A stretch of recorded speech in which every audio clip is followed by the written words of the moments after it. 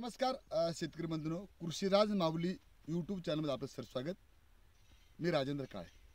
मित्र, ह्या चॅनलच्या माध्यमातून याच्या आधी तुम्हाला मी कृषी विभागाच्या काही योजना असतील, काही शेतकऱ्यांची यशोगाथा असतील, त्या तुम्हाला मी शेअर केल्या होत्या.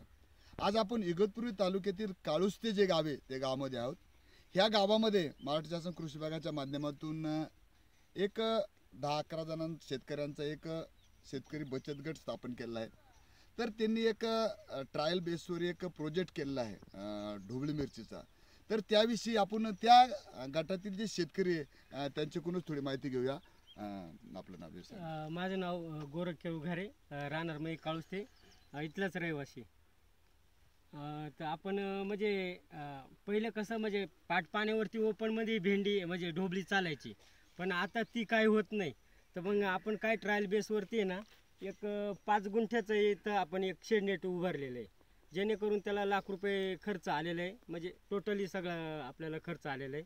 आणि आपण पॅलेडिस नावाची एक पॅलेडिन नावाची एक व्हरायटी वापरलेली आहे. सर्वप्रथम आपण काय केलं, याला आपण नांगरटी करून घेतली, म्हणजे पलटी नांगर मारला. त्याच्यानंतर रोटर मारून घेतला. रोटर मारल्याच्या नंतर आपण बेड पाडून घेतला. बेड पाडल्याच्या नंतर आपण त्याच्यावरती शेणखत आणि सिंगल सुपर फॉस्फेट आपण एक भेसळ डोस म्हणून टाकून दिला. आणि त्याच्यावरती पुन्हा आपण एक रोटर मारून घेतला, जेणेकरून जे खत आहे ते मिक्स व्हायला पाहिजे, म्हणजे सगळं मिक्स व्हायला पाहिजे.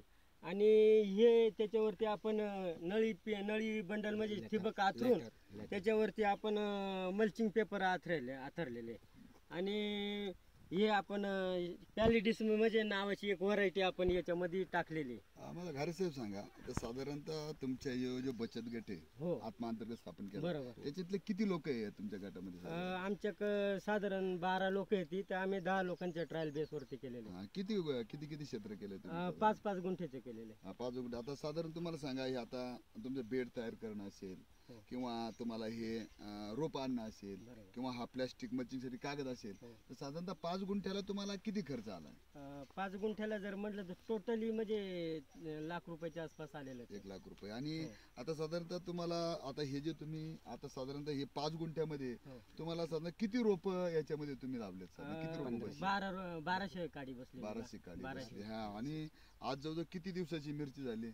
ही एक म्हणजे महिनाभराची झाली. हा. तर साधारणतः आता अजून मार्केटला येऊपर्यंत किती दिवस ही मिरची लागेल? आणि मला तुमच्याकडून अशी माहिती आहे की तुम्ही आता सर्व 12 जण मिळून किंवा 10 जण मिळून एकत्र मिरची करून साधारणतः मार्केटची काय कुठं जातं माल नेणार तुम्ही? आणि साधारणतः नॉर्मल भाव काय साधारण रेंजमध्ये? एवढं मला भाव म्हणजे हा किलोवरती जाणार आहे. आणि आताच आम्हाला म्हणजे एक 5 स्टार 6 स्टार म्हणजे स्वदेशच्या मार्फत आहे ना, आम्हाला मार्केट लिंकेज करून दिलेले. म्हणजे आम्हाला मार्केट म्हणजे बाहेर कुठे जायची गरज नाही. आम्हाला म्हणजे आपल्या शेतामध्येच बांधावरतीच म्हणजे व्यापारी आम्हाला लिंकेज करून देणार.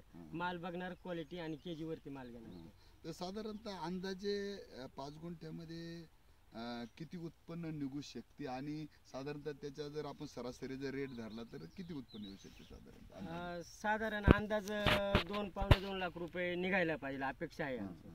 आणि किती रेट आला तर मार्केटला? रेट म्हणजे ₹80 किलो चालू आहे सध्या सध्याचे. तर हे आपण आता दुसरेच त्यांचे एक शेतकरी त्यांच्याविषयी थोडी चर्चा करूया. आता मला एक सांगा, हा एक गट बनवला ह्या याच्यामध्ये कल्पना काय आहे? म्हणजे आता तुम्ही पाहिलं असेल काही लोक व्यक्तिगत शेती करतात, पण मी काळुस्ते गावात असं पाहिलं की शेतकऱ्यांची थोडी युनिटी चांगली आहे. त्या माध्यमातून तुम्ही गट बनवला, तर याचा उद्देश काय? सर, याचा उद्देश असा आहे की एकत्रित शेती जर संयुक्तिक शेती जर केली तर मार्केटिंगसाठी सुद्धा सोपी जाते. आणि एका शेतकऱ्याने जर उत्पादन घेतलं तर त्याला मार्केटिंगसाठी थोडा त्रास होतो. तर एक संयुक्तिक पद्धतीने शेती जर केली, सामूहिक शेती, तर ती खूपच फायदेशीर असते.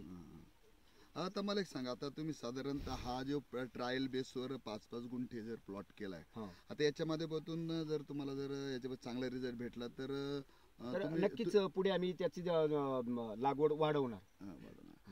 मित्र तुम्ही पाहिलं असेल की ह्या काळुस्ते गावातील जो बचत गट आहे त्या बचत गटाच्या माध्यमातून 10 ते 12 लोक असे शेतकरी आहे, प्रगतशील शेतकरी आहे की त्यांनी ट्रायल बेसवर 5-5 गुंठे आता ही ढोबळी मिरची ह्या पॉलिहाऊसमध्ये लावलेली आहे. तर तुम्ही पाहिलं असेल या माध्यमातून तुम्ही पाहिलं असेल या गावातील कृषी सहाय्यक भोये साहेब, परत कृषी पर्यवेक्षक असतील, मंडल कृषी अधिकारी असतील, तालुका कृषी अधिकारी वेळोवेळी याला मार्गदर्शन आहे. आणि त्या माध्यमातून तुम्ही पाहिलं असेल की 5 गुंठ्याला 1 लाखभर रुपये खर्च याच्यामध्ये केला आहे. पण यांच्या एकंदरीत बोलण्यावरून असं वाटतंय की ह्या जर याच्यामध्ये व्यवस्थित जर मिरची आली आणि उत्पन्न व्यवस्थित झालं तर यांना या 5 गुंठ्यामध्ये 2 लाखापर्यंत उत्पन्न याच्यामध्ये येऊ शकते. म्हणजे जर आपण व्यवस्थित जर सर्व तंत्रज्ञान वापरलं, याच्यामध्ये पाहिलं असेल तुम्ही बेड व्यवस्थित केले गेलेले आहेत, बेडमध्ये शेणखत व्यवस्थित केलंय, खत व्यवस्थित सिंगल सुपर टाकलेले आणि त्याच्यावर महत्वाचं मल्चिंग सुद्धा केली आहे. आणि महत्वाचं म्हणजे या गोष्टी सगळं तंत्रज्ञान वापरल्यामुळं यांना जे येणारं उत्पन्न आहे याच्यामध्ये श्युअरिटी याच्यामध्ये असणार आहे.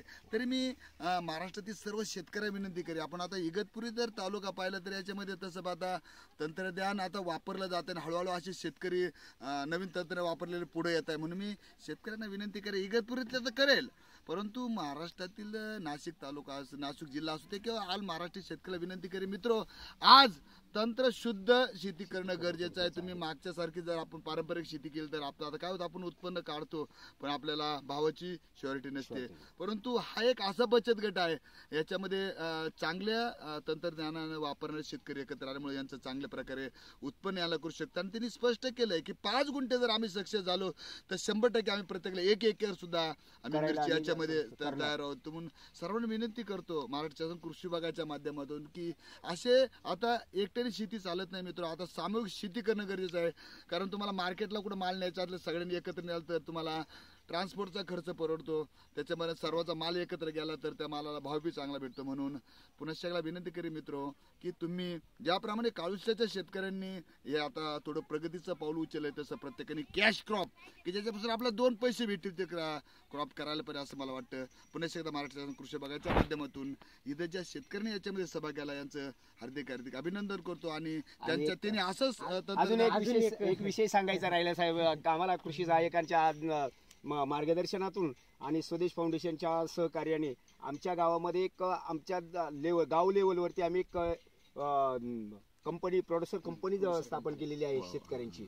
आणि त्या शेतकरी कंपनीच्या माध्यमातून आम्ही आता पूर्ण महाराष्ट्रामध्ये मार्केट शोधण्याचा प्रयत्न करतोय. आम्ही त्या कंपनीचे डायरेक्टर, प्रमोटर, सल्लागार आम्ही आहोत आणि सर्व शेतकऱ्यांना बरोबर घेऊन आता आमची कंपनी ही ग्रोथवर आहे. आम्ही अतिशय चांगल्या प्रकारे तसंच आपण जर आम्हाला चांगल्या प्रकारे सहकार्य केलं तर भोये सरांचं तर आम्हाला खूपच सहकार्य आहे, सगळ्या कृषी विभागाचं सहकार्य, आम्ही त्यांचा आभार मानतो. आणि आम्ही या कंपनीच्या मार्फत सर्व शेतकऱ्यांना एक विनंती करू इच्छितो की आपणही अशा प्रकारे की आपली भविष्यात वाटचाल करायला पाहिजे, म्हणजे आपल्याला जे मधले जे दलाल आहेत यांच्यापासून आपलं संरक्षण होईल आणि आपल्याला त्या शेतीतून मिळणाऱ्या उत्पन्नाचा खरोखरच पुरेपूर शेतकऱ्यालाच फायदा होईल, हे उद्दिष्ट ठेवून आम्ही कंपनी स्थापन पाहिलं असेल. पाहतो फार्मर प्रोड्युसर कंपनीने स्थापन केले आणि त्यांचा मेन उद्देश काय, मध्ये जे दलाल ते कमी करणं, म्हणजे शेतकरी टू ग्राहक कसा माल पोहोचवला जातील, त्यांना 2 पैसे स्वस्त भेटतील, यांना 2 पैसे कसे भेटतील या माध्यमातून हा गट काम करतोय. तरी पुन्हा एकदा विनंती करतो, ज्याप्रमाणे ह्या गटाने काम चालू केलं तर सर्व गावातील जे प्रगती शेतकरी त्यांनी गट करा, तुमचं रजिस्ट्रेशन करा, या पद्धतीने शेती करा असं मला वाटतं. नमस्कार. गोपो अमृत बनवलं तेच तुम्हाला म्हणत होते की ते कृषी अधिकारी नाही ते बोलायचं राहून माझ्याकडे उपस्थित आहे. हे पण दाखवलं. कुठले पूर्ण धंदा पट्टाच आहे आपल्या माझ्याकडे. इगतपुरी तालुक्यात का?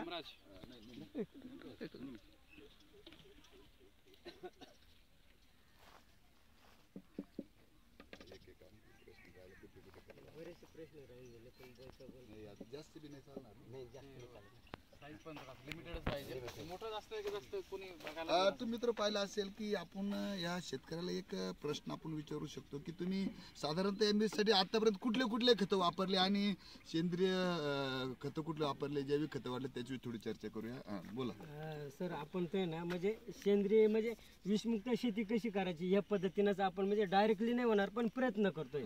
आपण हे गोपो अमृत बनवलेले, त्याचं मदर कल्चर टाकलेलं याच्यामध्ये आणि याची फवारणी पण चालते आणि खाली ड्रिपनं पण चालतं. आणि दुसरी गोष्ट अशी का आम्ही म्हणजे दसपर्णीचा वापर करतो, जेणेकरून आपल्याला जो खर्च येणार आहे तो खर्च आपला हे होऊन जातो, कमी होऊन जातो. तुम्ही पाहिलं असेल आता हा अर्क तिरी वापरला जातो. दुसरं दशपर्णी सुद्धा उल्लेख केला की आपल्या आजूबाजूला ते 10 प्रकारचे जे झाडं आहे की ज्याच्यापासून आपण चांगल्या प्रकारचे कीटकनाशक बनवू शकतो. म्हणून पुन्हा एकदा पहा, सेंद्रियकडे बी हळूहळू हे शेतकरी वळत आहे, वाटचाल करतायत. आणि भविष्यात 100% सेंद्रिय शेती विषमुक्त अन्न त्यांच्या माध्यमातून आपल्या सर्व शेतकरी बांधवांना सर्व लोकांना मिळेल अशी अपेक्षा करतो. नमस्कार.